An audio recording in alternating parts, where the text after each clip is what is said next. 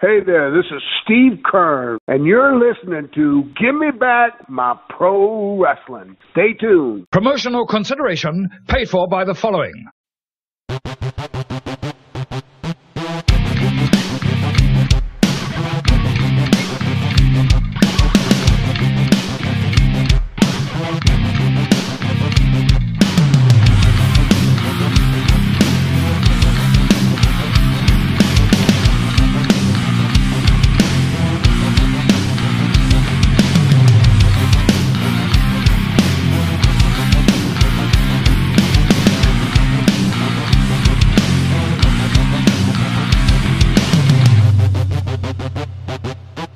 Ladies and gentlemen, welcome to Give Me Back My Pro Wrestling. I'm Dean Hill, see you at ringside. All right, everybody, welcome to Give Me Back My Pro Wrestling, the show that likes to talk about pro wrestling. And tonight, we are down one man, the dangerous one, Dan Colley. He's not feeling well, so we wish our best to him and speedy recovery. But I've got my confidant of all my life here, my brother from the same mother, the Plastic Sheik, Jared Street. Jut, how are you? Good to be here, big bro. Good to be here, big bro, and wishing that Dan feels better and that he's back 100% soon. So yeah, absolutely. We have no doubt that he will be, just not feeling up to it tonight, and we understand. We're blessed to have a 3-man booth here, so somebody drops. Freebird rules. Freebird rules, baby. That's what we're doing. We're calling the Freebird rule. And you know, Jet, that's a funny segue. Tonight's show is not only do we have to call the Freebird rule with, you know, Dan being down, but also we're talking factions tonight. So we're going to talk all kinds of cool factions, from the beginning of factions to the end, to what we think is the greatest faction, to what we think, you know, where they'll go in the future, you know. Missed opportunities. Yeah, missed opportunities, all that, and a bottle of Pepsi. So with that being said, I do want to get into factions very soon, but with that being said, I'd like to talk a little bit about some current stuff. You know, obviously, I'm not the current guy. Like we said, he's out sick tonight, but man, I think everybody's reacting right now to that MJF promo last night. What a crazy, crazy promo. I am in a lot of pain right now after what happened on Sunday. But all you people want to do is hear me talk, right? That's what you want, right? You want to hear me talk? I'll talk. But this is Max Friedman talking. Big merger, boss. A lot of important executives here tonight to watch your product. Would be a real shame if something bad happened. I wouldn't want to embarrass you, man. Speaking of embarrassing, you've been trying to sit down with me to hash things out for quite some time now, haven't you? When this company first started, it was all friends wrestling. Everybody was handed a ticket, except for me. See, I had to write my own, because I created moment after moment for this company, and I still get no respect. Nobody is on my level. No one. Everything I touch turns to gold. There is nothing I can't do. Every time I come out here, I am expected to hit grand slams, and I do that shit on a weekly basis. See, all the other boys, they get to settle for being great. I have to be perfect, because I'm the only guy who is capable of carrying this company on my back, as I have for months. It's funny I hear boos, but I also hear clapping. Where were you guys this whole weekend when you were calling me an unprofessional piece of shit? You're not the only problem. No, it's the boys in the back too, because the boys in the back all want my spot. Well, guess what? You want my spot, you can have it, because I don't want to be here anymore. Now let's talk about you fans, huh? You're not fans. You're uneducated marks.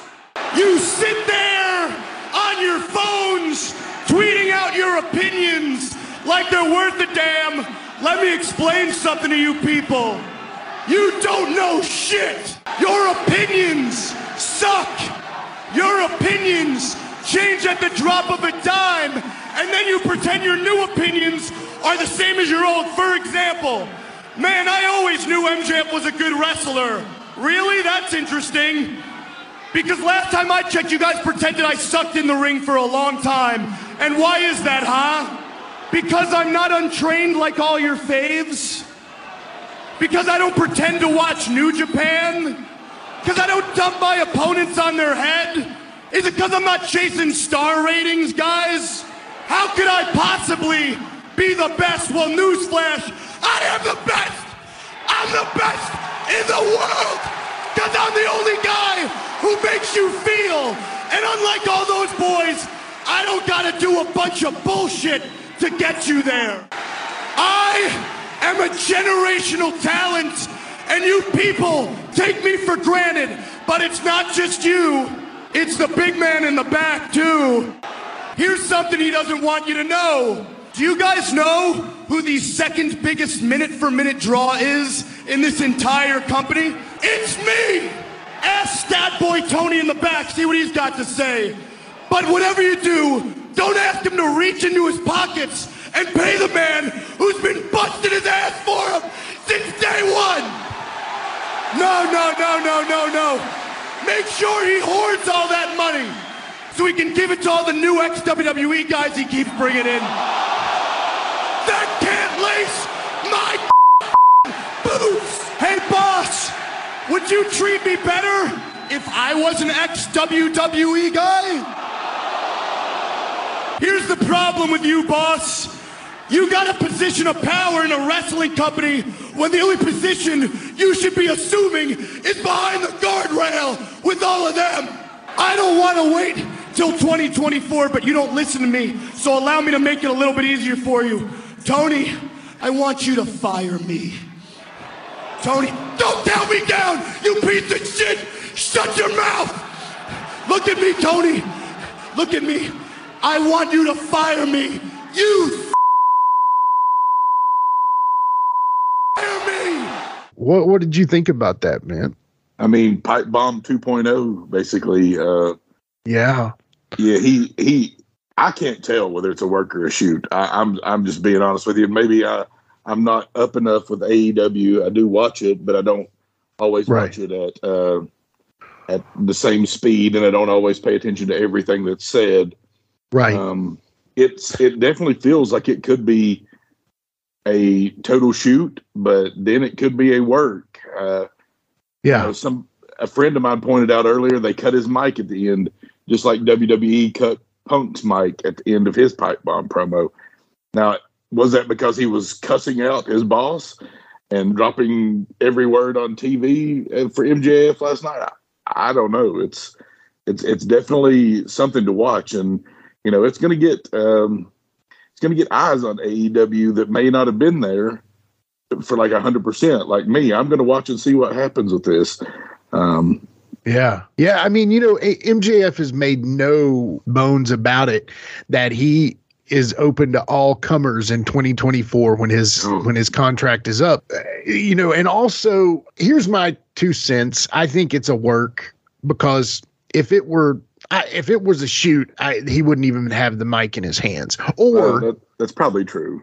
He wouldn't have been able to say as much early on because he was kind of hitting hard, But at the same time, Sasha Banks, Naomi, I feel like it's a somewhat reaction to that. But who knows? I mean, I don't think it's a shoot, but the cool thing is that blurred line, they almost have to blur that line nowadays because, people are so jaded. I feel like I just kind of sit outside of wrestling and enjoy it for what it is. I definitely don't feel like the way that you and I felt laying on the floor at our Uncle Eddie's house, watching wrestling for the first time. I remember just being blown away by it. And, of course, we're not going to argue with our father that, Hulk Hogan and Andre the Giant wasn't real. But at the same time, I don't know. I feel like I can sit outside of wrestling and enjoy it. And I think probably a lot of the modern fan is like that. But at the same time, when it comes down to it, I'm feeling 100% like this is a work. But again, there were beautiful elements that could seem like it would be a shoot, that could kind of make you think that, so. Yeah, one heck of a promo though. Just my gosh, work or shoot, one heck of a promo. I've heard veterans say that, oh, that boy's got the fire.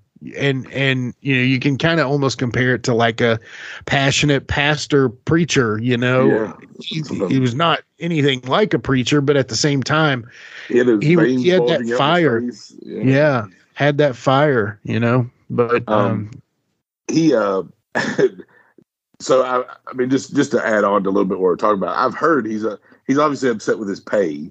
He feels he's being underpaid, and there are people who have came from the WWE to AEW and are apparently getting paid more than him.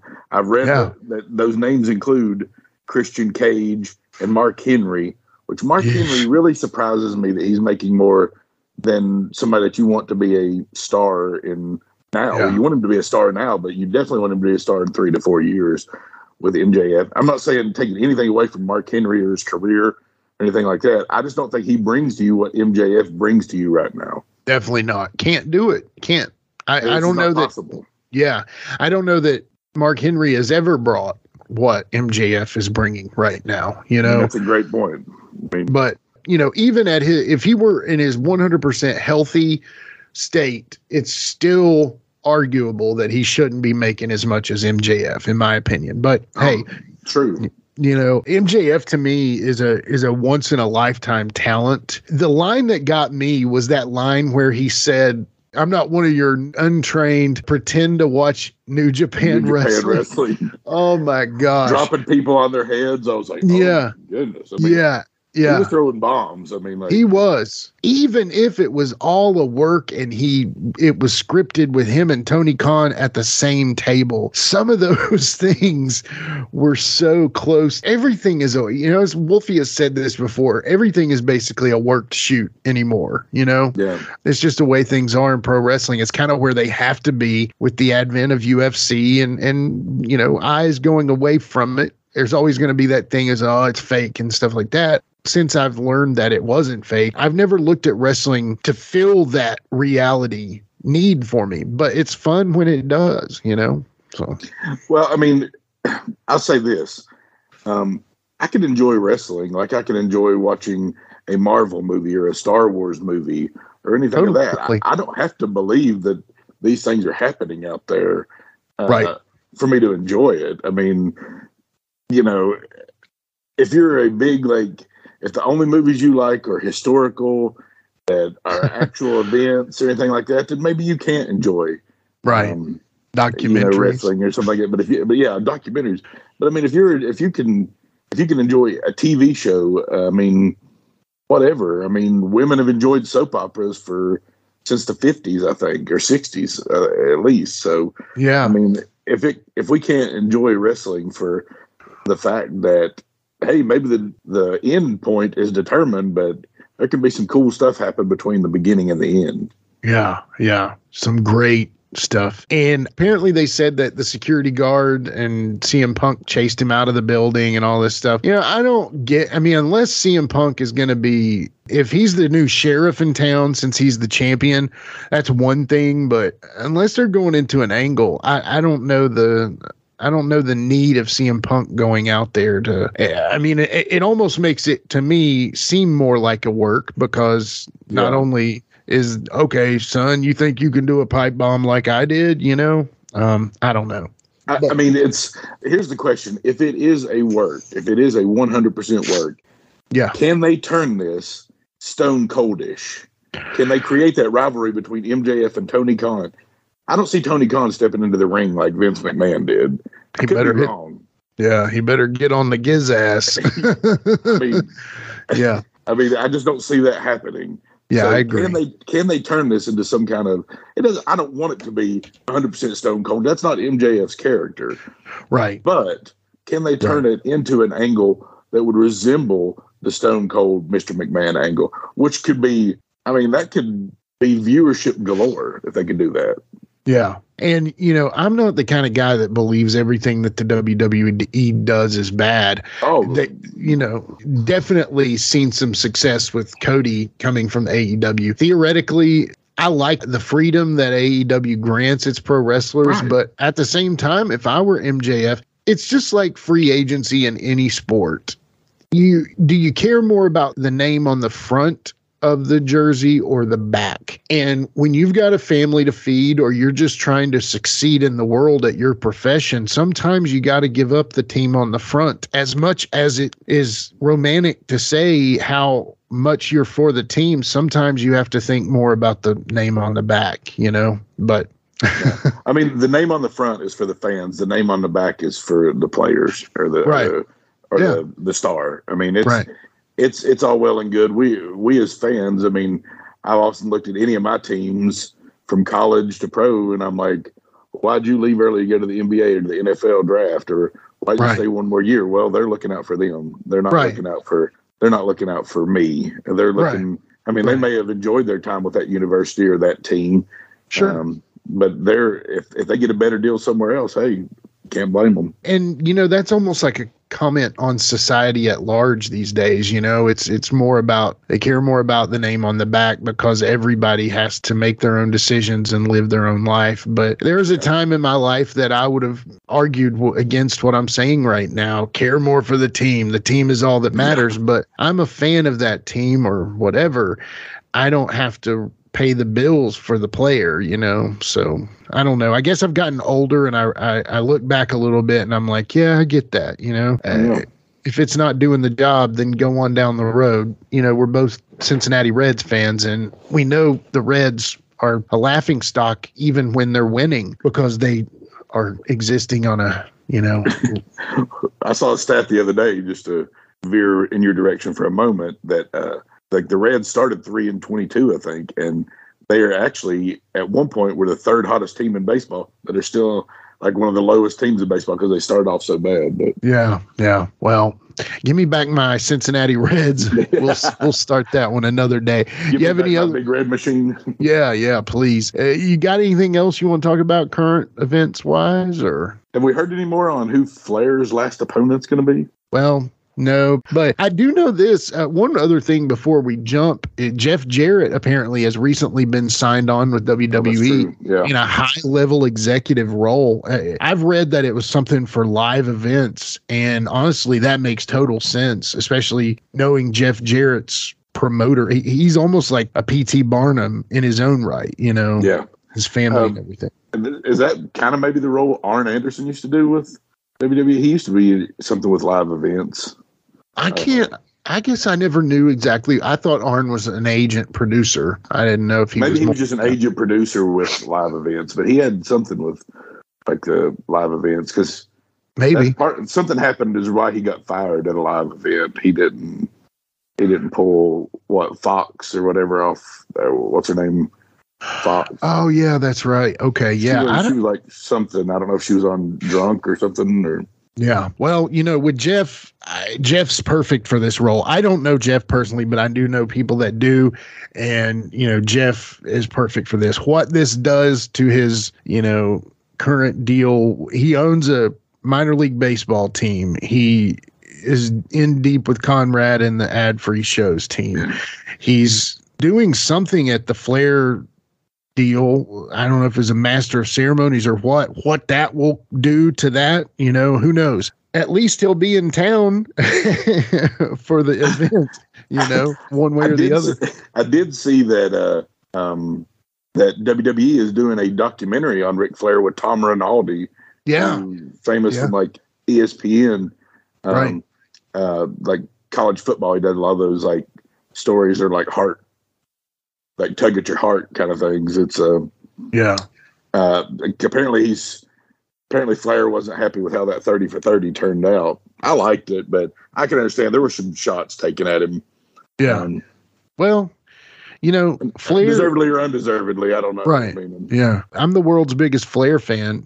I am, but Flair also opens himself up to a lot of that. But, with that being said, though, Flair, it seems like he's aligned himself back with, his son-in-law. But, I did want to say something. Since you're kind of like our master of merchandise kind of guy, you're the guy that talks about the action figures. Did you see that when Flair got fired or removed from his job, they had recently released a pre-order for a heavyweight title and robe set that WWE was like pre-ordering or whatever. Right, and there was like only 500 made. 100 of them were pre-ordered already.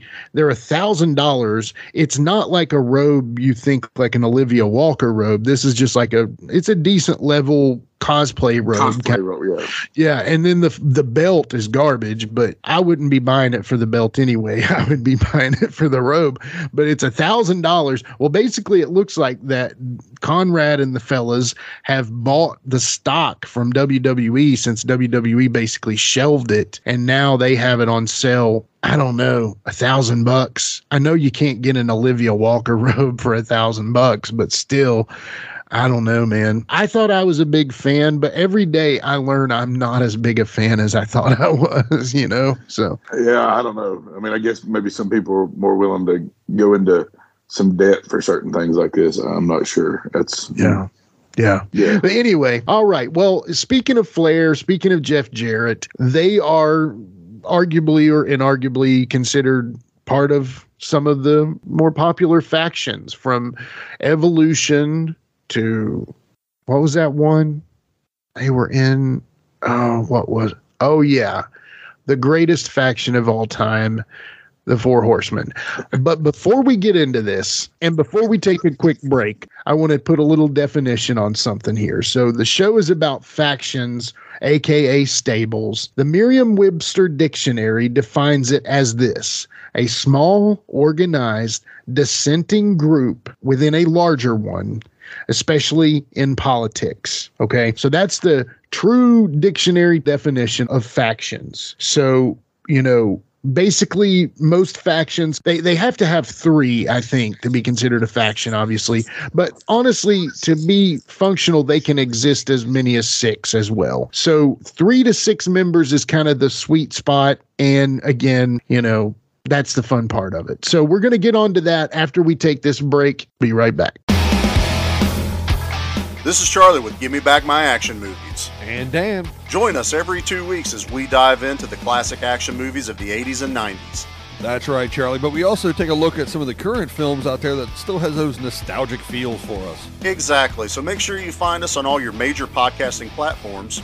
And check us out over on Facebook. We have a group where the conversation's always going 24/7. We're having a good time. I think so. I'll be back. Hey guys, this is Wolfie D from PG-13. Check out my podcast, Live and in Color with Wolfie D, every Monday at noon. We're talking Memphis, we're talking ECW, WCW, WWF, everywhere that I've been. We even have some great guests, some Hall of Famers on the show with us. Every Monday at noon, Live and in Color with Wolfie D. All right, we're back with Give Me Back My Pro Wrestling, and we're talking factions today. And so today, you know, again, we're down a man, so we are a tag team at the moment. But, you know, using the Freebird rule, which is one of the great factions, you know, I wanted to kind of bring up the start of factions. So I would like us to eventually claim and state the ones we think are the best, and then ones maybe we can agree that are the best, and somewhat make a Mount Rushmore. But to start things off here, the first ever wrestling factions date back to the 30s and 40s. They were the Fabulous Kangaroos or the Golden Grahams, where you had Eddie and Luke and all those Graham brothers. And I want to get into that, being that you're my brother, you know, we'll get into that in a little bit, but it kind of started out as brother groups and things like that. But in the 70s and late 70s, to be specific, and early 80s, Memphis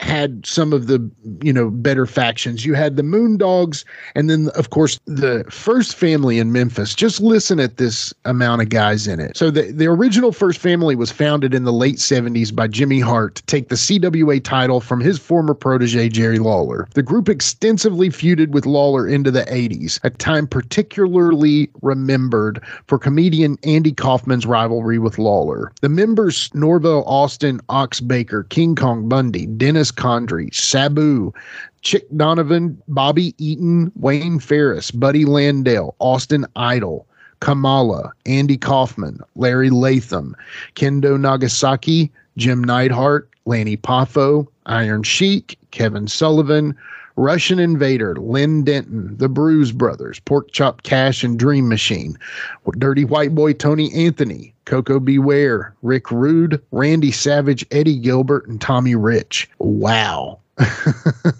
And for those of you who don't know, Wayne Ferris, a.k.a. Honky Tonk Man. Honky, baby. I love you, baby. Honky, man.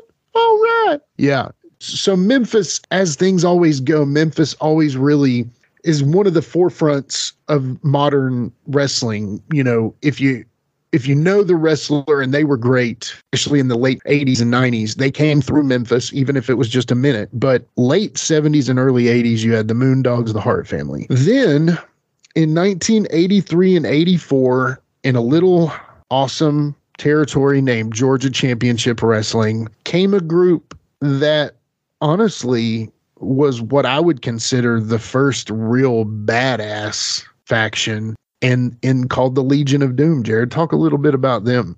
Well, the Legion of Doom, everybody associates them with Paul Ellering, Hawk, Animal, and that's who you think of.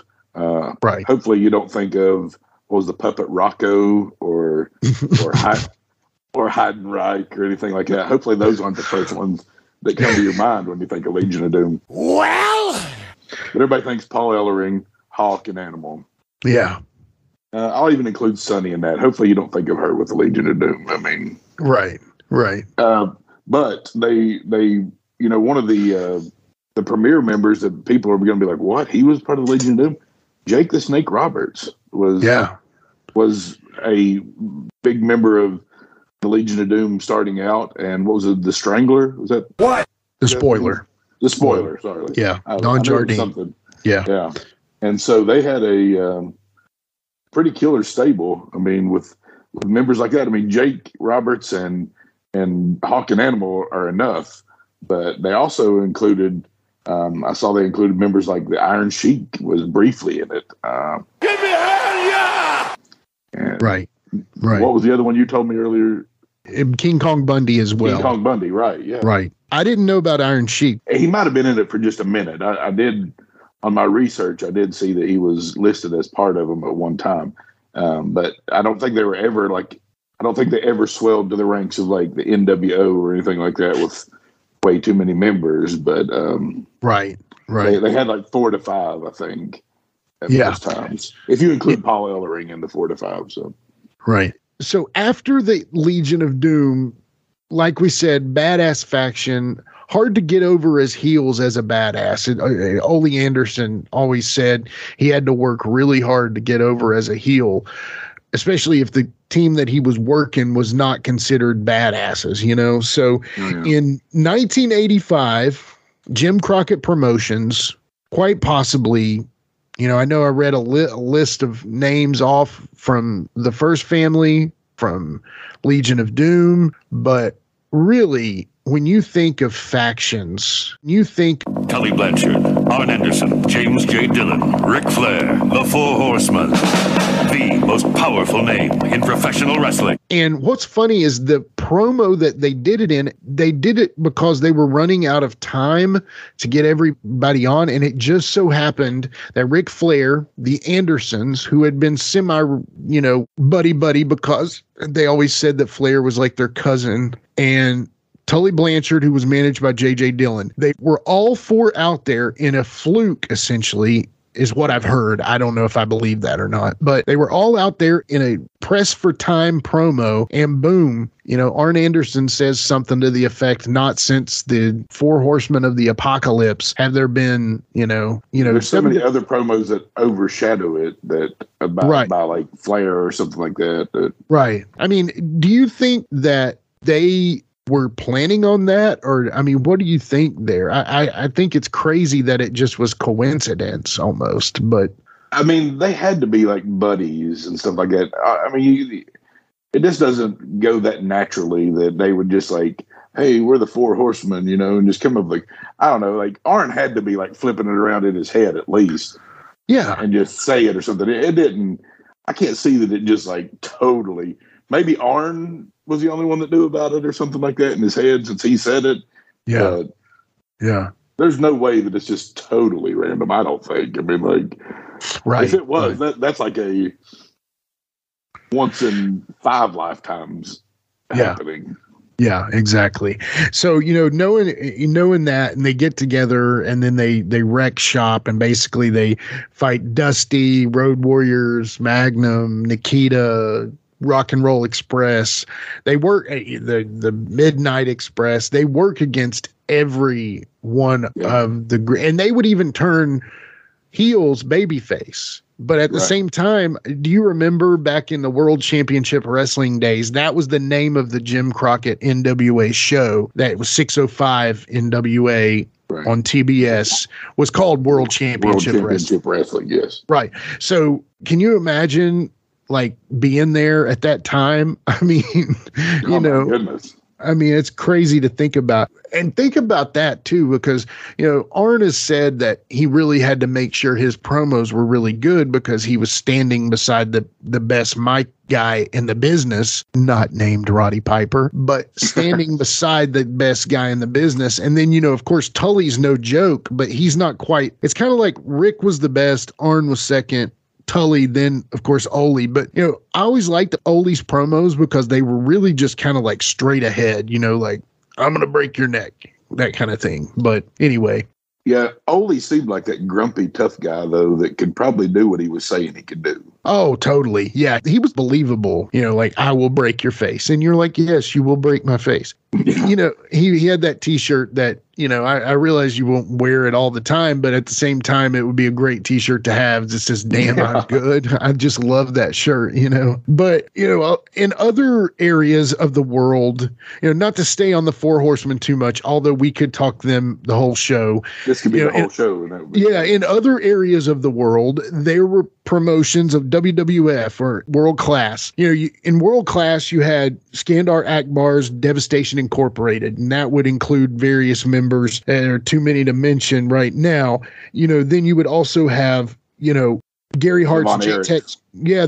Now, exactly. That's my question. Were the Von Erichs a faction? By default, they have to be. Yeah. Because they worked together and they wrestled the Freebirds in 3-mans all the time. In whatever form it was. The Von Erichs have such a tragic story. Oh, yeah. But they're still considered a faction because they were the baby faces. They got, when people beat them up or they beat people up, it got the crowd to react. So, right. And yeah, exactly. And in that regard of things, let me just say this before I get off on another subject. I find myself more and more watching World Class because, we grew up in Mid-Atlantic, Jim Crockett, NWA, that was our go-to. Then we liked WWF, of course, as well. Sometimes we would see some stuff from Georgia Championship, or we would see some stuff from AWA, of course, on ESPN and things like that. But for the most part, I didn't even get to watch Memphis until I started buying VHS tapes at wrestling shows from guys who had Memphis tapes in my teens. So, when it comes down to now, what I try to watch is I'll watch a lot of Memphis just to keep up with talking with Wolfie. But at the same time, I've found myself so much going to World Class because it feels to me like I missed stuff by not watching World Class because, man, every time I watch World Class, I'm like, man, this was great. And, of course, we could see it randomly. I remember it being on TV randomly, but never at the level of the others. And every time I watch it, I really love it, man. You had Bruiser Brody. You had, Abdullah. You had, the Von Erichs, of course, the Freebirds. You had so many other guys that were great down there, but they had managers too that were excellent. I never considered myself a huge fan of the Paul Jones Army. I love the Powers of Pain, but Paul Jones Army to me was like a generic version of Devastation Incorporated or a generic version of, Gary Hart. To me, those were great teams. And I've found myself going back in my older days watching World Class more than I did originally. And I know there was that excellent World Class documentary that was on that WWE did that was just heartbreaking to watch. But that really sparked it. But I've found even in my recent years, I love to go watch world-class stuff. It's just so good and really holds up, I think, From what I've seen, I haven't seen enough of it. Yeah. They had an excellent product from what I've seen. They used to run huge stadium shows. I mean, oh yeah. I mean, there is something to be said about how good territory wrestling was in those days, but how robbed you were if you didn't get to see it because it wasn't nationally televised. That's a good point. Yeah, because there is a romanticism about the territory days. But again, I can tell you maybe how much Portland wrestling I've seen and how much, the Guerreros in Los Angeles. You have to really work to watch that stuff, So it possibly led to the territory's demise was the national television because, the WWE, we could count on that being on USA on Saturday or Sunday mornings, right. And then again, of course, we had TBS and we could watch all the Clash of the Champions and WCW and all that. But okay, so keeping on with that, WWF, of course, their factions seem to me more based around managers. So right, absolutely. You had like the Heenan family, but they really never worked in tandem unless it was like a Survivor Series. Leads me to kind of believe that maybe Vince wasn't a huge fan of factions as a whole. I still think that about Vince. I don't think he loves factions. I mean, I'm current day stuff. I'm interested to see where this whole Edge, Judgment Day thing goes. I mean, if it's there's been. I'll bring it up, but the Wyatt family should have been one of the biggest factions. We should be talking about them in step with the Horsemen, the NWO, right, whoever. And they got beat too much. They should have. They had Bray Wyatt, who's not small himself, and then they had three guys around him who dwarfed him. Yeah, And he should have had the strap. Yeah. And for a year at least. Right. Somebody could take it off of him. And then it would have had to been in like a Hell in a Cell that they take it off of him because you can't let them other three guys anywhere near or they're not good or it's going to be over. Yeah. Yeah. I don't know. That's my rant for right now. Well, hold on to that new stuff there, and they're more current. We're going to get to that, I promise. But let's do this. So before we go to break, how about this? Because I ultimately want to lead to the ultimate list of factions. But how about we do this? What are some of the requirements for a good faction? What do you think? You have to make it a good faction. Is it literally the Horsemen breakdown of a main guy, a tag team, and an up-and-comer? Is that the perfect recipe? What do you think the perfect recipe for a faction, a successful one, is? I think you have to have a leader. Yeah. So Ric Flair. And then, although you can have egos below them, unless you're planning on breaking them up really quickly, you need people that can 100% support that champion. So it probably does need to be a tag team. I think that most of the best factions have had a solid tag team under that leader. Yeah. And then the up-and-comer, I don't have to have that up-and-comer if you can make it right. Otherwise, whether it's just a grizzled vet looking for a home or whatever, that I think honestly probably some of the better factions, and I could be wrong, I don't think they like genuinely mostly liked each other. Right. They don't have to be like the best of friends, but I think when there's no chemistry, whether they hate each other or something, it could detract from the faction. Yeah. It's hard to argue with the recipe that the Horsemen had. It did appear like, some people are going to write us letters about this, but the Brainbusters to me were the better tag team than the Minnesota Wrecking Crew, the Andersons. But then again, I'm not comparing that to Ole and Gene Anderson. I'm comparing that to Ole and Arn, where Ole was a little older. Arn was this hungry guy, similar in age to Tully, the Brainbusters. And then, that being said, though, I can't really argue that the first Horseman isn't my favorite. I guess I just want to, the perfect recipe, again, if you look into like more modern, later era, you're looking into teams like Evolution. So like they were kind of an evolution of the Horsemen. So you had Triple H taking that Flair role, right? Flair taking the Ole role, and Dave and Randy taking the Tully and Arn role. And, but then Flair in anything seems like he's still the top dog. Triple H, I don't know. Do you know what I'm saying? I tell you what, let's hold this thought. Hold this thought. We're going to listen to some commercials, and we'll be right back with more factions from Give Me Back My Pro Wrestling. If you're a pro wrestling fan, there's something for everyone at the Cheap Heat TV Podcast Network.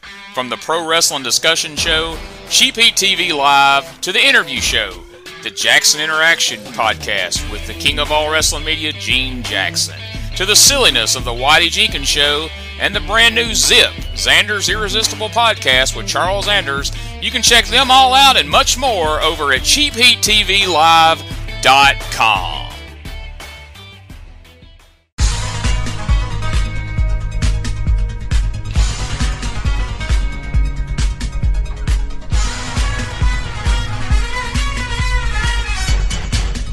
Are you a pro wrestling fan? Well, stop by Captain's Corner, where you can get autographed photos, cards, magazines, and figures from all of your favorite wrestling superstars of the past, present, and future. You'll also be able to participate in live signings in the weeks and months to come. Make sure to stop by Captain's Corner on Facebook and give us a holler. Remember, cheers to the working man.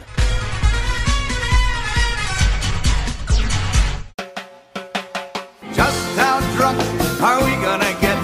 Welcome to Good Beer, Bad Movie Night, where each month we drink finely crafted brews while watching terrible films in order to see just how drunk you have to get to enjoy them. So tune in and join Troy. Killboy Kreitz. Oh, that was pretty good. Thank you. Dave. I have the weirdest boner. And Pete. IPAs are ales, meaning they are bottom fermented.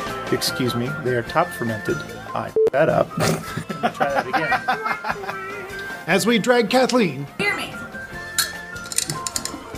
kicking and screaming through an alcohol-fueled podcast dedicated to movies of questionable quality and the frosty adult beverages that help make them tolerable. Good Beer, Bad Movie Night. Clearly, it's the beer's fault.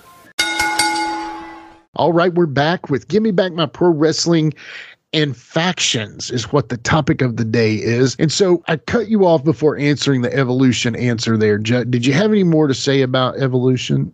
Well, I mean, the way that Evolution was kind of presented was, I think they were kind of almost presented like, oh, any one of these four guys can hold the strap. But, of course, Triple H wasn't probably going to be down for that. And I think that's kind of what led to their breakup. Was that when Randy won the strap or something like that? Or yeah, I don't know. I can't remember exactly. I was in and out on wrestling at that time. It was kind of like a weird time for me. And so I'm not 100%, but I do think Randy won it, but then Batista also won it. And then, it's kind of muddy there. But to me, they seem like the direct lineage of the Four Horsemen, They are. Yeah. Well, anyway, enough about Evolution. We talked about the Horsemen, and then, of course, in the 80s, factions kind of came and went. Heenan family, Skandar Akbar's Devastation Incorporated, all those different crews of factions. And then, obviously, in the 90s, there was a massive resurgence. And honestly, the Horsemen, through many iterations, stayed together in a sense. Even when they would go up to WWF, come back, la-di-da, they were still kind of around, even if they weren't in name. But the biggest faction of the 90s, and I think anybody would disagree with that, is the Oddities. No, I'm just kidding. Is the NWO. To me, New World Order. NWO. Again, what I've read, and you may know this as well, Scott Hall said, the idea of us was six, was we were the new birds. Then Hogan got put in there. So you've got Hogan, you've got Nash, you've got Scott Hall, you've got Six, and you've got a lot of the Giant. Yeah, you got the Giant. Of course. But what I'm saying is, I think it's looked back on as a poor decision to put the Giant in the... it was. Well... but at the same time, the whole reason is they didn't have anything to do with him on the babyface side at that time, because it was like, it was almost like, in Marvel, when the Illuminati shot Hulk to Planet Scar, they tried to take him out of the scenario so that he wouldn't sway the Civil War. Excellent reading, by the way. If you haven't read Marvel Civil War, and I mean the comics and Planet Hulk, you need to go back and read all that. But being, as I said, it was like the Giant either was jobbed so much that he didn't mean anything, or he needed to be taken out of the scenario. So they put him with the NWO. Of course, he wasn't going to be the champion with Hogan running the show. Even Nash and Scott would have been higher up than him. But, the NWO was really the resurgence of what you would consider factions, kind of made him popular again. Talk a little bit about that, Judd. Well, I think you could argue the date, but the day that Hogan joined the NWO, July 7th, 1996. Right. One of the, as far as a day that, a fan like I could remember, it's one of the biggest days ever. You see, Hall showed up first and was kind of coming out of the crowd in his Canadian tuxedo. And then he brought in Nash a couple episodes down the road of Nitro, and they were teasing this third member, and they wreaking havoc and got a match with Luger and Sting and Macho at Bash at the Beach. And then the good guys are losing. Hogan comes out in his red pants, yellow bandana, and then Heenan has a classic line. He's like, "Yeah, but whose side is he on?" And everybody's like, "What are you talking about?" Of course, are you kidding? Good guy's side. Hogan is in the building! You damn right he is! Go get him, Hulkster! Yeah, but whose side is he on? What are you talking about? Whose side is he on? What are you talking about? Hulk Hogan arrived. Hulk. What is he doing? Oh, my God! Is he the third man? He's the third man! What the hell is going on here? Hulk Hogan has betrayed WCW. He is the third man. Look at this picture. Oh, my God! What the hell is going on? Oh, my God! Are you kidding me? Probably the lowest shot ever given to professional wrestling. That man did right there, Hulk Hogan. Let's get everybody out of the dressing room right now and kick his rear end. Unbelievable, brother. You just what have I been saying all these years? Huh? What have I been saying all these years? Oh my God. And then the infamous leg drop to Mach gets the New World Order officially formed.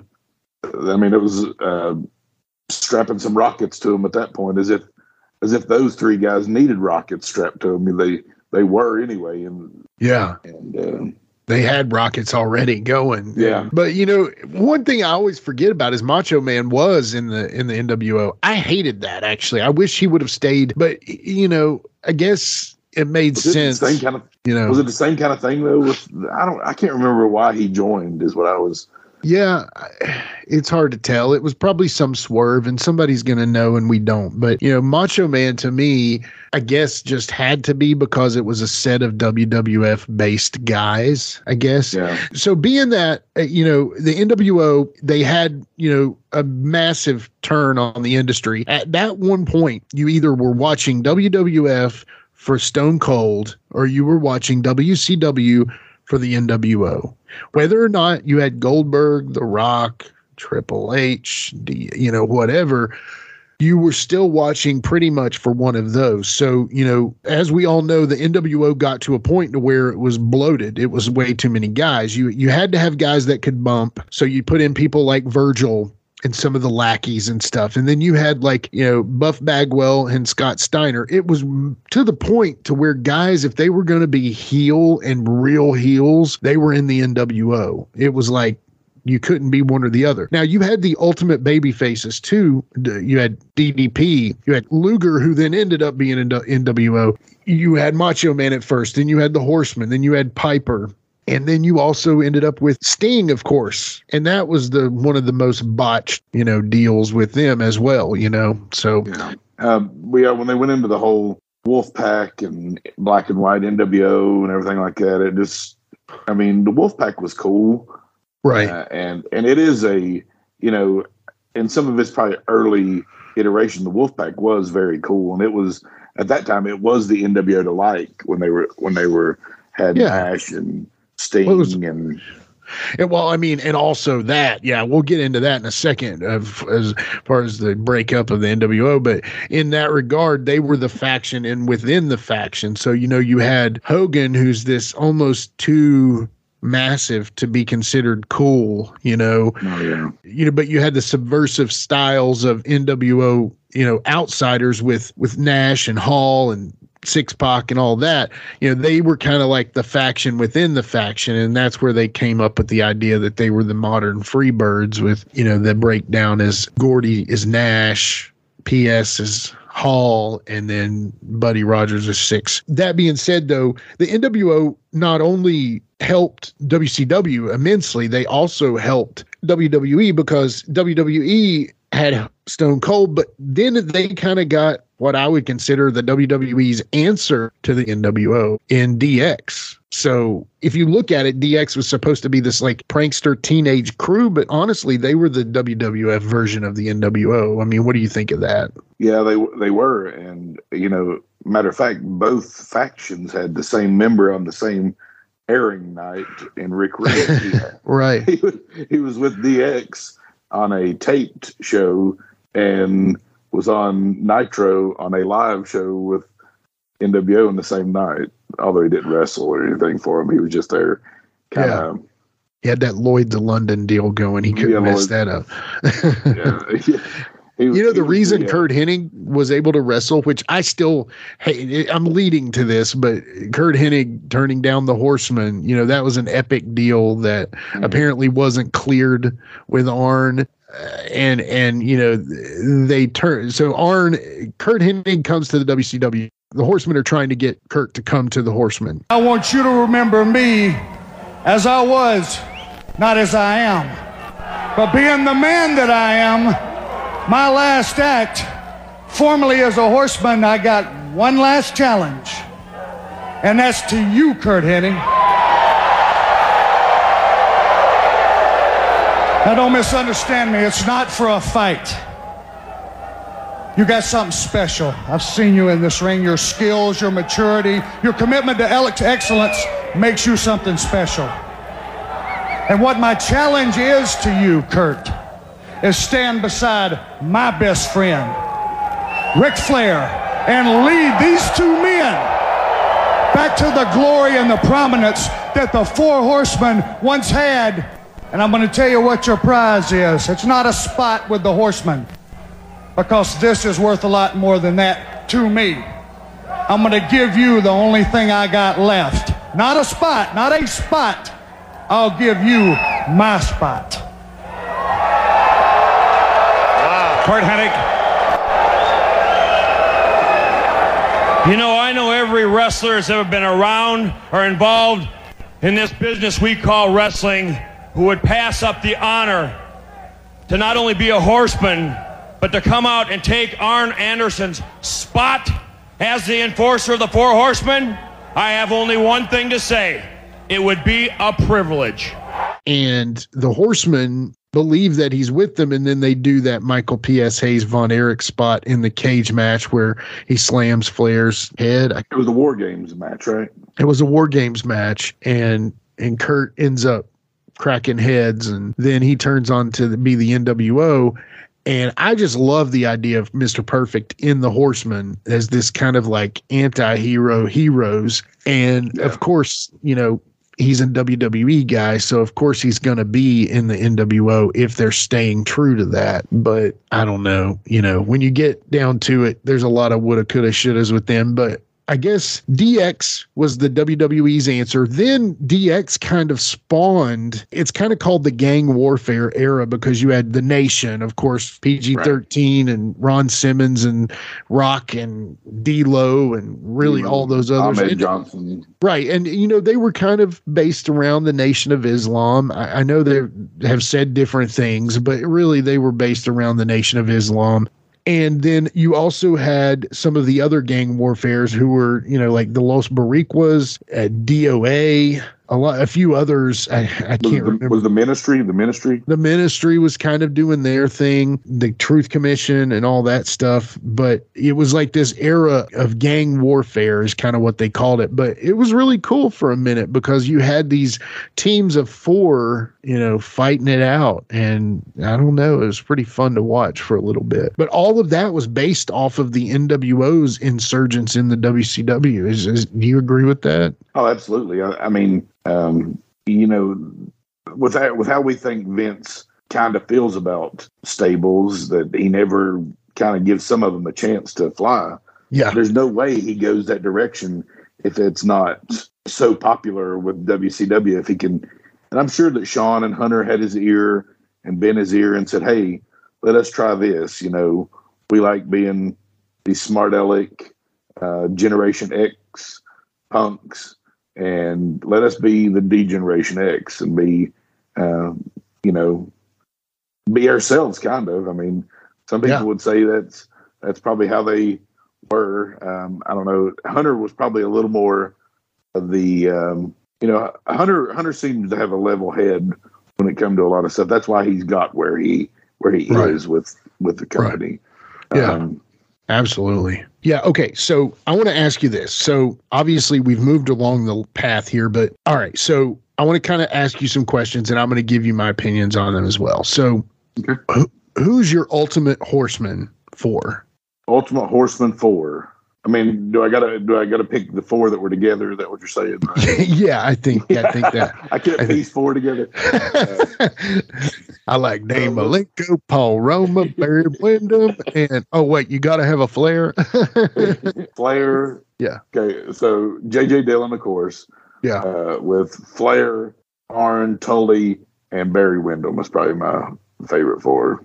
Yeah, I mean, as far as working goes, I think that's the right way. But honestly, I'm still sticking with the Ole. So my favorite Horseman is with Ole in it. That's just you're not wrong, though. I mean, I don't think you're wrong at all. I'm just telling you my favorite one. Okay, so let's pretend this. The NWO have not split up, okay? So they haven't split into the red and the white, okay? So let's go with this. Who and where should they have stopped with the NWO?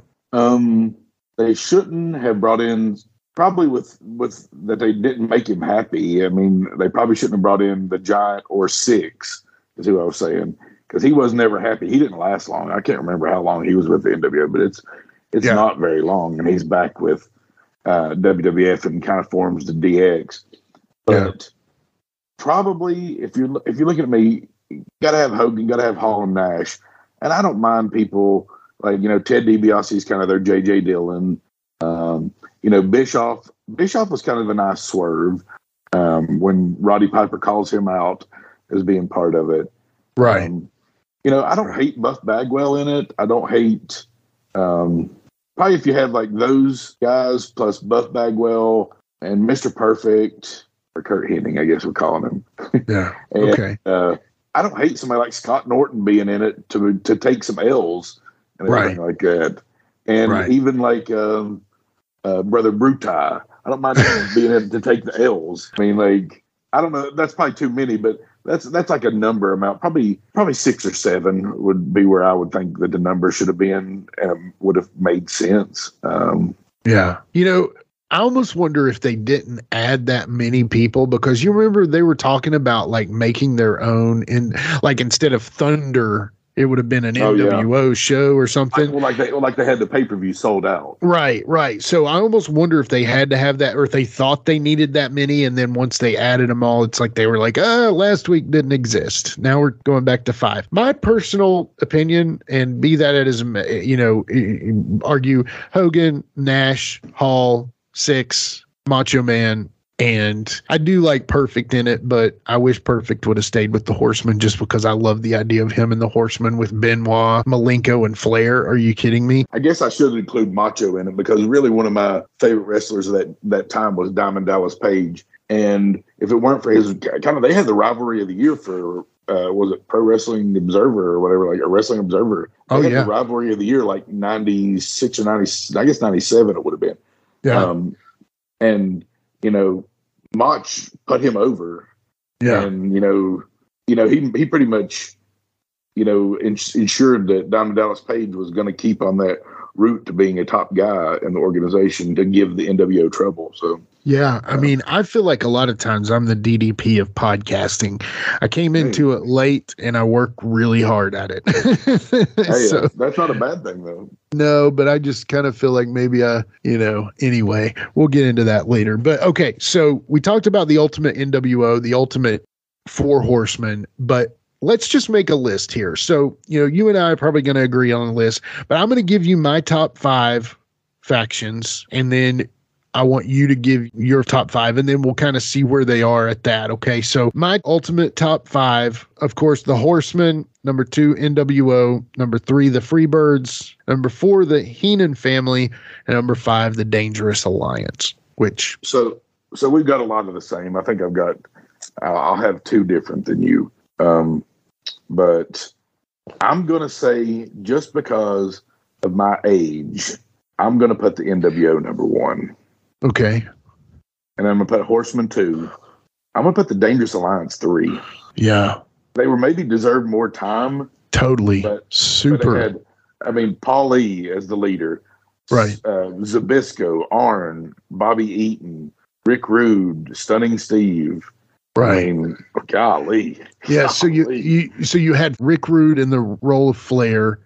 You had Stunning Steve in the role of like the Barry Windham kind of. Then you had Arn and Tully as were Arn and Larry Zbyszko. And then you had Bobby Eaton, which I don't give a crap who it is. If you've got Bobby Eaton on your team, you've got one of the best workers to ever put on a pair of wrestling boots. So, I know that that was almost like his last grasp at doing much. I know he had some awesome, hilarious stuff with the Blue Bloods, one of Bobby Eaton's only action figures. And I got that, but that's one of the only action figures that I own is, thanks to you. But on paper though, they should have been amazing. It was just at a weird time. WCW was kind of in flux. I've heard a lot of people talk about that era of WCW. It was like if you had a cruise ship and you didn't have a captain on the cruise ship. And so you're like, nobody's driving this very large, powerful vessel, But yeah, the Dangerous Alliance, gosh, man, so great, And then I'm going to go DX. Yeah. And then I'm going to go the Hart Foundation, the bad guy version, the Canadians. Oh, yeah. Bret Hart, Owen Hart, Davey Boy Smith, Jim the Anvil, and Brian Pillman. Man. Oh yeah. Golly. Studs all along. And then if you're following that same, you have Bret in the Flair role, you have Owen in the Barry Windham role, you have Bulldog and Anvil in the role of like the tag team. And then you have Brian Pillman, who you could argue was kind of like the wild card, but he even almost been like a manager in a sense, he was the mouthpiece guy. Yeah. He was so hurt during that time. And if you've watched that Dark Side of the Ring, that tells you a lot about what he was dealing with at that time. But anyway, that's a great 5 there. Okay, so let's do our best here to pick the Mount Rushmore of factions. So, obviously we've knocked out the NWO and the Horsemen. So those are the 2 on there. So when it comes down to it, what do you say of the other 2? So no argument, MWO, Four Horsemen. It's just, it makes sense. If the Legion of Doom had a little more to them, I could put them on there, but right. Such a short time period. And then the Road Warriors basically realized, hey, we're badass on our own. We don't need these other people, just us and Paul, and we'll go. We'll tour the world. So I would love to include them somewhere, but I just can't because of that. Yeah. Probably DX, maybe. DX has DX, to be. I think probably. The Freebirds? Yeah. You didn't even want to list them, but I did. I listed them. They were number 3. You did, yeah. You list them.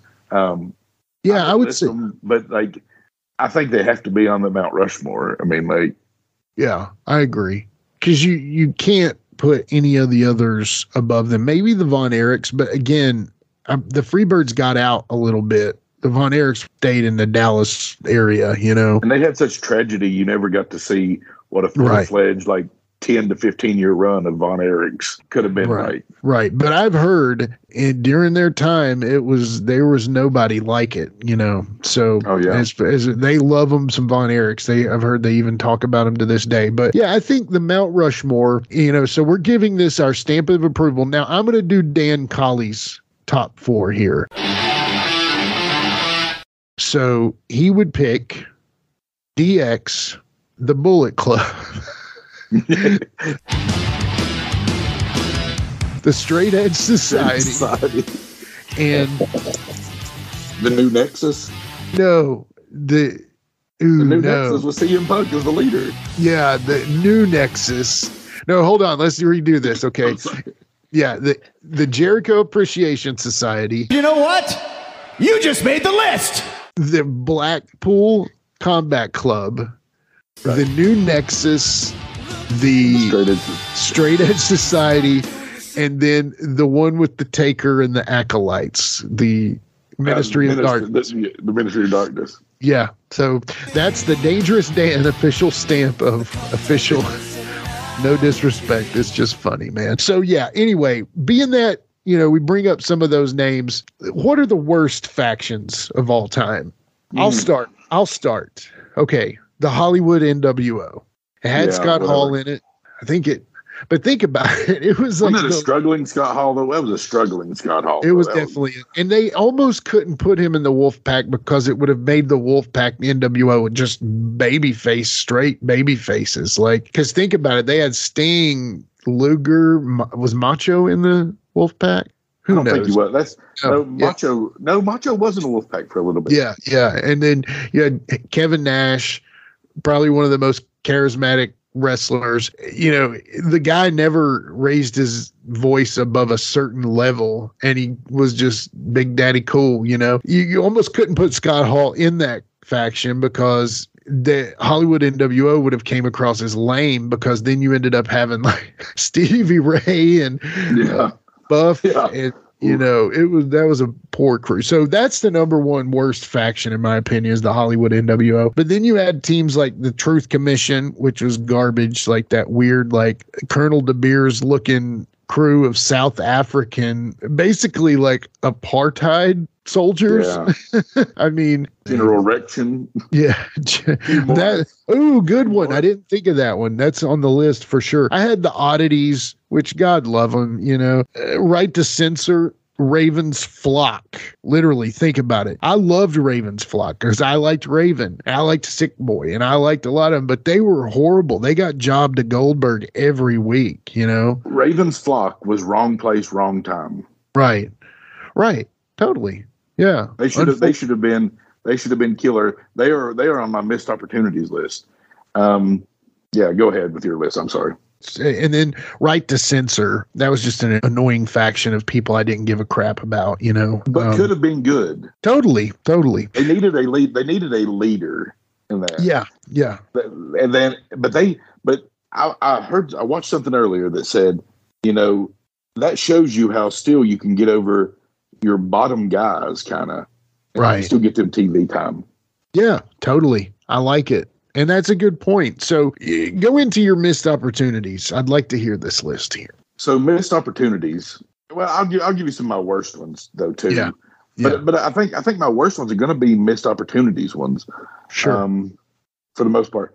Do you remember the Revolution in the late days of WCW? Shane Douglas, Perry Saturn, Dean Malenko, Chris Benoit. Right. Yeah. See, Benoit left not long after that. And then they brought in Asia, which was a China knockoff, basically, that Vince Russo, you know, really wanted. And then it just, you know, they kind of tried to make them DX-like, and Malenko is not DX. I'm sorry. No.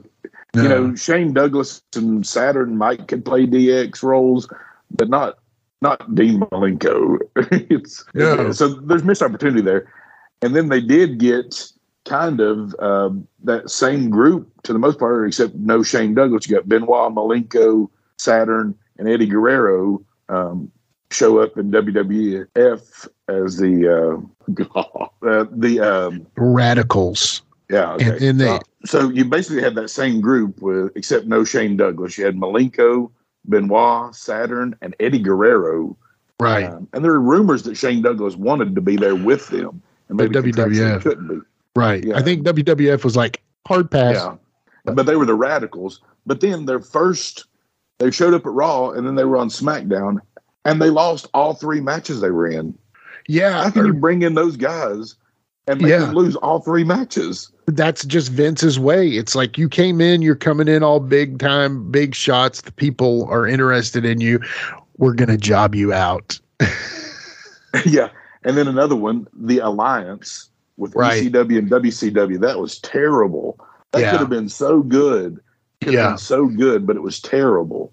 Well, you know what I think made it bad was they put the 2 factions together, which they hated each other. If you remember old ECW promos, they hated WCW. Yeah. So it didn't make any sense for them to be together. The unfortunate part of that alliance is that ECW went out at the same time as WCW, in my personal opinion, because if the ECW could have kept going for a little longer and then came in later after that got settled. And then the other thing, obviously, they didn't buy out any of those Turner contracts. And why would they? Yeah, so all the big guys weren't there. I mean, so you didn't have Sting, you didn't have Steiner, you didn't have Hall, Nash. Who knows if they would have even been in that? You didn't have Hogan, you didn't have Macho. I mean, you didn't have anybody that was anywhere near Goldberg. T was the biggest star. Booker T was the biggest star. You didn't even have Rey Mysterio. You know what I'm saying? No. Oh, yeah. I mean, yeah. And then you had Jericho, who was on the WWF team. Yeah, I agree. I think we need to have an alliance episode sometime, and we could talk about that till we're blue in the face. But I agree, that is definitely a missed opportunity, 100%. So yeah, you got any more of those on your list there? The Nexus, I think, is a missed opportunity. I mean, you bring them in and then job them out to John Cena, just feed him. I mean, I'm not saying anything. I'm not trying to trash John Cena here. I'm just saying that you bring in these guys and they look like they can be there's like 8 of them. They're 8 deep. Right. Or something like that. But they were working as a team, they were like this one. And, Shield came in, and I remember when the Shield came out, they had that Nexus energy, it was that same vibe of like come in, destroy, and leave and come out of the crowd or whatever. But Nexus were, like you said, they were 8 deep. It was believable that 8 of them, but then you had Super Cena beat the crap out of all 8, Yeah, it's funny to me to think about that stuff. But yeah, go ahead. You got any more there? Are you wanting missed opportunities, or you wanting? Well, we'll get into modern here in just a second. So, if you have any more missed opportunities, maybe one more missed opportunity. I don't watch a lot of TNA, but I can think of 3 things that I've seen enough video on that I think they're all 3 missed opportunities.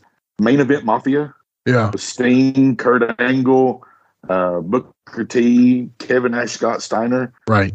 Dang. I mean. And then Fortune with Ric Flair coming in. You had AJ Styles, James Storm, Nigel McGuinness was in it. You had Beer Money. McGuinness, there you go.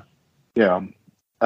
And one of the best clips pretty much ever for the longest time out of TNA with Jay Lethal and Ric Flair going back and forth. Woo! Did I hear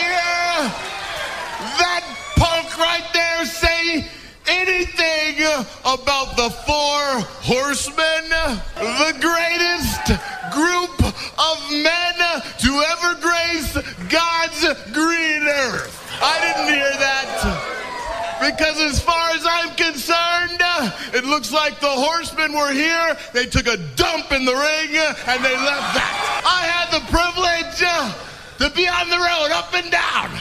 Late nights, parties, kissing the girls, and making them cry. With the Horsemen, you guys, as far as I'm concerned, are no Horsemen. That is disrespectful to me and this wrestling business. Mirror on the wall, who is the fairest of them all? Why'd you, Nature Boy, not that pisshead Jay Lethal? Hey! That's right. Whoop. Come on, brothers. Let's see what you got. You can see what you got. You Come on. Throw all your balls away, Rick. Come on. Let's see what you got.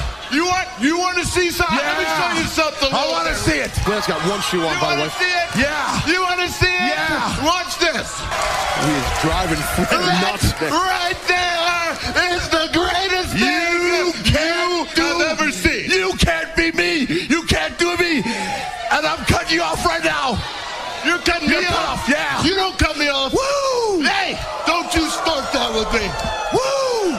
Woo! Don't you be upset. Limousine riding, jet flying, kiss stealing, wheeling dealing, son of a gun that could kiss any woman right here, even that fat one, and make her cry. Big man, don't get me wrong. Don't you be upset because they tore Old Space Mountain down. Don't be upset. But hey, because of Rick, oldest ride, longest line. Woo! Woo! Well, Rick, thanks to me, Space Mountain. See what you got, man. Let's see what you got. There's the other shoe drop. You know what? This is insane. You want to see something? You know what? Woo! Come to the ring right now. Woo! Woo! Woo!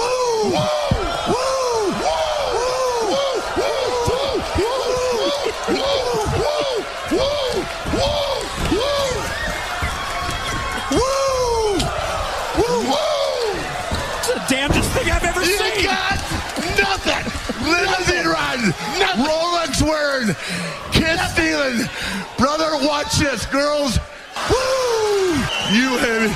Woo! Yeah, you honey. That ride has been shut down long enough. You want to know what she told me? She said, hey, I tried the old guy. Young guys are much faster, stronger, hey, and there's 60-minute men, that is. Wow!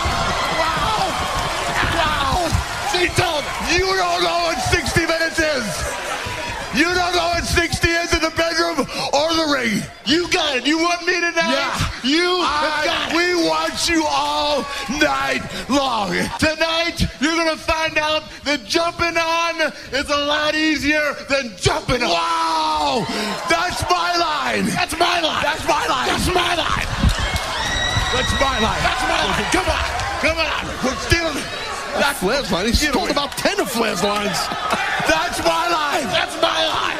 It's my line. I mean, that's a top notch thing ever for TNA. Oh, totally. And then Aces and Eights. I mean, it fell down the NWO hole and got too many members.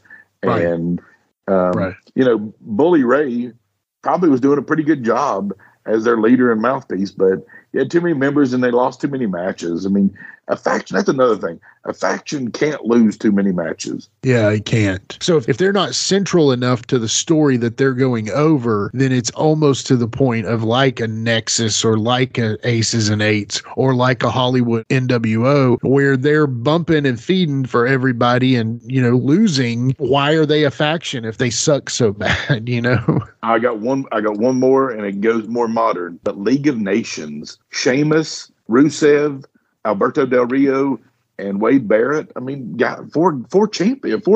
I don't know. I don't think Rusev ever had the world title, but 4 champions in WWE. They can't win a match. Right. So name that. These guys are all foreigners. And again, that's a little bit of a blurry state there, but for some reason I was thinking Cesaro was in that same crew, but and maybe he just made sense to be in that group. He would make. I mean, he wouldn't have been incredibly out of place there. Well, you're leading us in a good direction here. So how about modern factions? So, we've got what I would say, arguably, if they were based in any other promotion, it may not be working as much, but it may be even bigger, is the Bullet Club. Again, MJF's promo. I haven't seen a lot of Bullet Club stuff. I've seen a lot of clips of the Bullet Club. They've been through so many leaders, iterations. You had, Finn Balor. You had Prince Devitt. Prince Devitt, Finn Balor, Carl Anderson, AJ Styles. You even had Jeff Jarrett in it. I mean, Kenny Omega. What's the dude now? Jay White, Switchblade Jay White. Yeah. So you've had all these guys that kind of have been the leader, but you know, you've had this base of Haku's kids and then Bad Luck Fale. Anyway, you know, they were huge. I think it's pretty much gone, or I know they're still around, but I think it's pretty much watered down now. And, you know, but I remember everywhere, if they weren't wearing a Bullet Club shirt, it was wearing someone like a Ricky Morton, a Mullet Club. Yeah. You know, I mean, the Bullet Club, you know, has always, you know, have been intriguing. Like, maybe they wouldn't work anywhere else. Maybe you think, what if AEW was there and they could have really been in AEW all this time? I mean, right, man, that could have been killer if they could have kept it together. They probably have a little too many members for my taste too. Yeah, but the fact that they were able to switch leaders 2 or 3 times easily, because they went from Prince Devitt, I think, did they go to Carl Anderson or AJ Styles? Was it Prince Devitt, AJ Styles? Yeah, and then Kenny Omega. Kind of 3 leaders right there in a row. And I don't really think they lost a step with those 3. They might have even got stronger. Yeah. I mean, because as much as people like Finn Balor, Prince Devitt's work in New Japan, I mean, like, he left and then AJ was kind of, I think it even got AJ bigger. Was a name. Right. AJ was a name in the States, even though he was, you know, in TNA for too long. And, you know, Vince McMahon, I saw a video. Vince McMahon told him, I wish I'd signed you 10 years ago in 2016. So, yeah. Well, you know, yeah, exactly. Yeah. And then, of course, you talk about the Vince McMahon, you've got the Shield, you've got New Day. You know, Vince to me seems to really like, Undisputed Era. You see, Vince seems to really like trios more than 4 or more, but then you've got AEW seems to have a new faction every day. So you've kind of got that element there. Either they're loosely affiliated like this current Punk FTR deal, or you've got, you know, like you say, the teams that are like the Inner Circles or the Jericho Appreciation Societies and stuff like that, you know. I personally love factions. Yeah, me too. I have 2 complaints about the current product. AEW does too many factions. WWE doesn't do enough. Yeah. Yeah, you're right. Because you think the WWE has so many people, you would think they would utilize that more. And I think AEW knows they have too many people as well. And they, like you said, kind of wear it out. Yeah, the House of Black, they make sense. You know, the Death Triangle, that kind of makes sense. But then you've got like the Hollywood, what are that crew with, what's his name? Like Dolph Ziggler's brother and Peter Avalon and that crew. Yeah. I can't think. I know what you're talking about. It doesn't matter what their name is. But anyway, it doesn't matter what your name is. Yeah. Drop that. So, okay. I think what we're going to do right now is we're going to take a quick break and we'll be right back. And we might see if there's any kind of action figure faction or faction figure. Anyway, we'll be right back. We're going to go see the Plastic Sheik. Welcome to the Monster Movie Stomp Down with me, Stompy, and my brother, Frank. Hi, I'm Frank. Join us, Sludge, Mark, and Ruben 3 times a month as we review monster movies from around the world. And don't forget about the monthly contest and trivia. Not only that, Frank, but you will find extra content like the Underdogs, Monster Mash Wednesdays, and the Friday Night Fights, each week exclusively on our Facebook and Instagram. So please join us at the Monster Movie Stomp Down. Your one-stop chomp for monster movie reviews, news, interview, trivia, laughs, and of course me, Stompy. And Frank.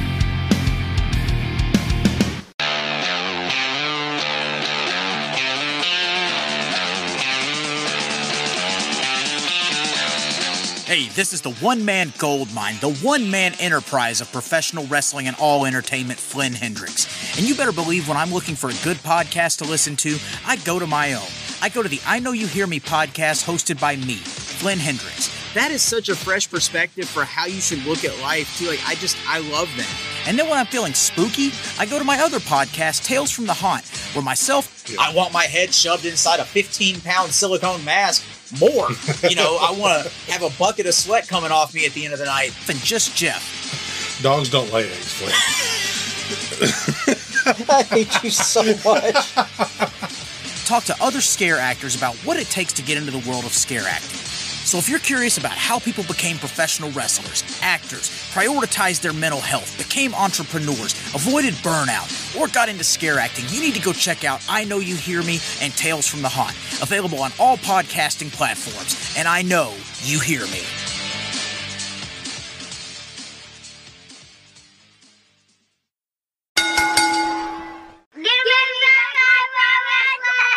Action figure.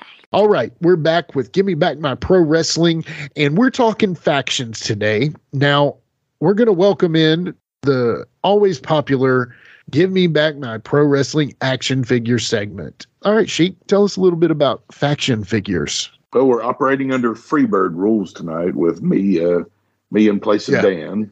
And, right.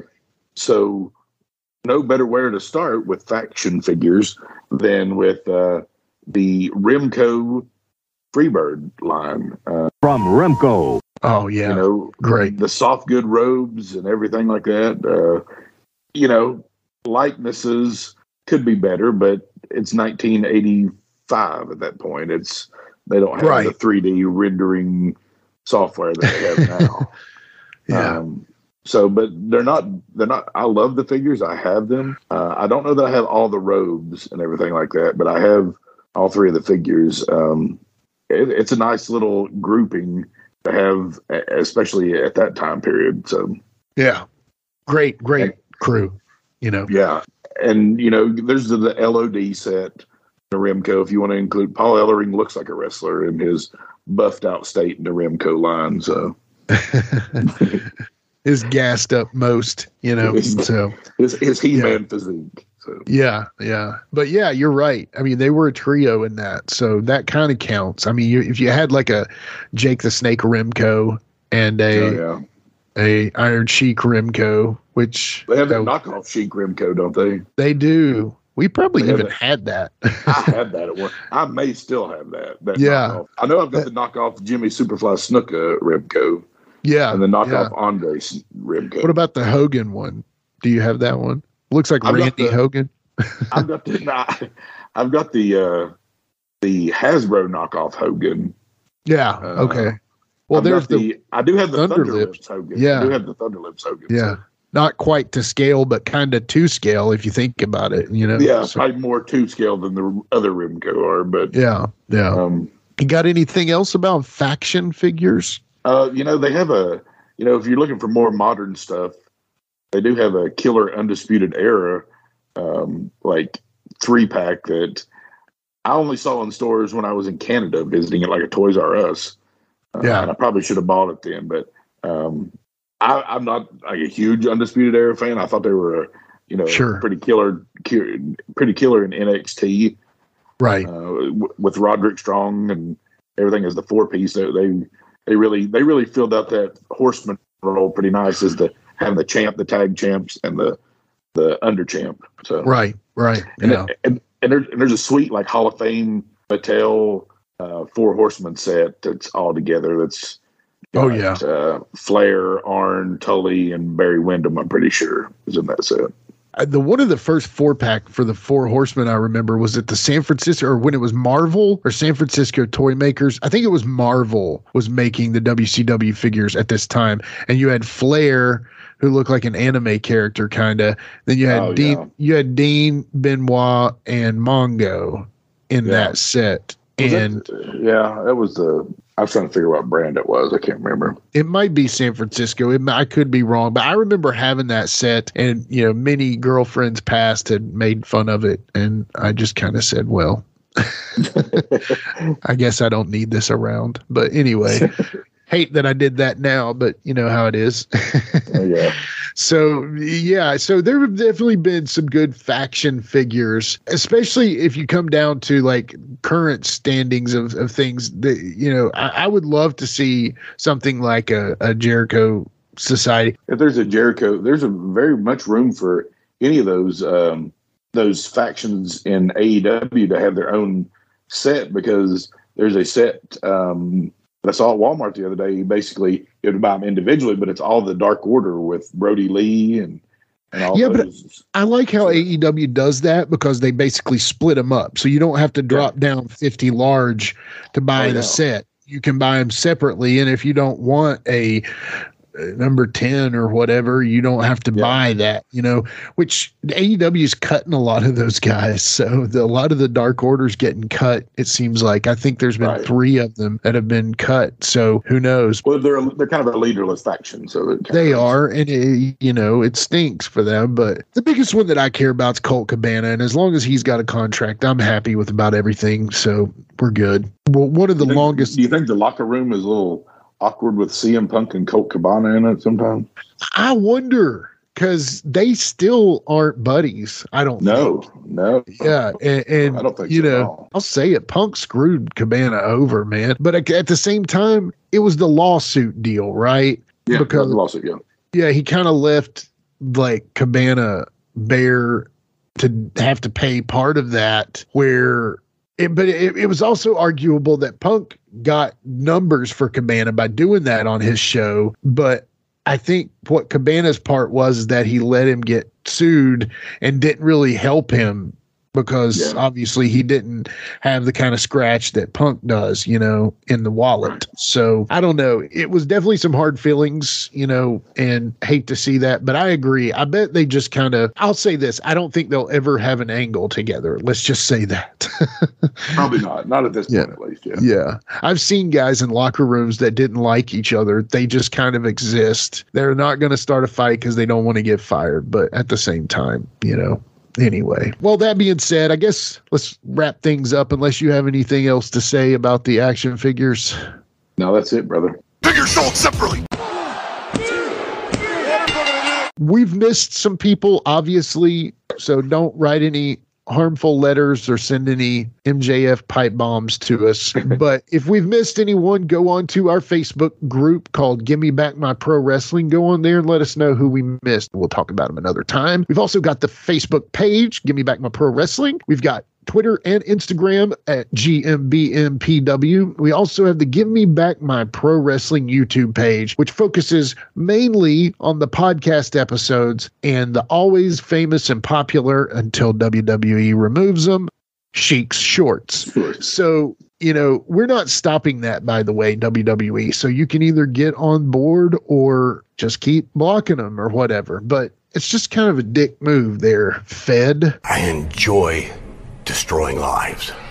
But anyway, always love to thank all our friends in podcasting. We've got Gene and the Cheap Heat TV Podcast Network. We've got Nick and Captain's Corner. But just in case you don't already know, we're part of a network. It's called the Give Me Back My Podcast Network. I think you need to go on Facebook and type in Give Me Back My Podcast Network. Cool thing about that page is it directs you all of the other podcasts. We have Good Beer, Bad Movie Night. We have Monster Movie Stomp Down. We have I Know You Hear Me and Tales from the Haunt. We also have the fellow named as Give Me Back My Action Movies and Give Me Back My Horror Movies. Recently, Give Me Back My Action Movies released a Roadhouse episode that is not to be missed. The only thing that I think the fellas missed is I wanted to ask the comparison of when Dalton has to choose between his love or his best friend.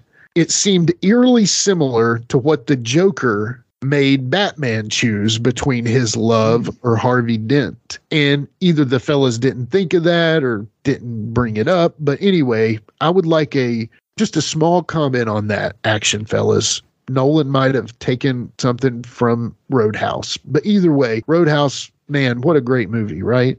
Gotta love the throat rip. Yeah, the throat rip. They spent like 30 minutes on the throat rip. So the action podcast is one I do not miss ever. And honestly, they really focused on the throat rip. It was awesome. Did they give the Jeff Healy band some love? Oh, yeah. Nate brought up Jeff Healy. Also, Polar Bear Fell on Me or whatever, Turtle or whatever his name was. Anyway, but, I just want to thank you, Jeff, for being on the show.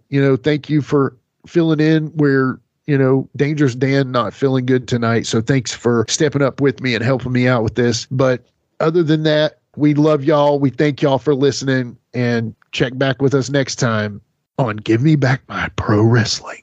Fight forever. With a tear in my eye. This is the greatest moment in my life.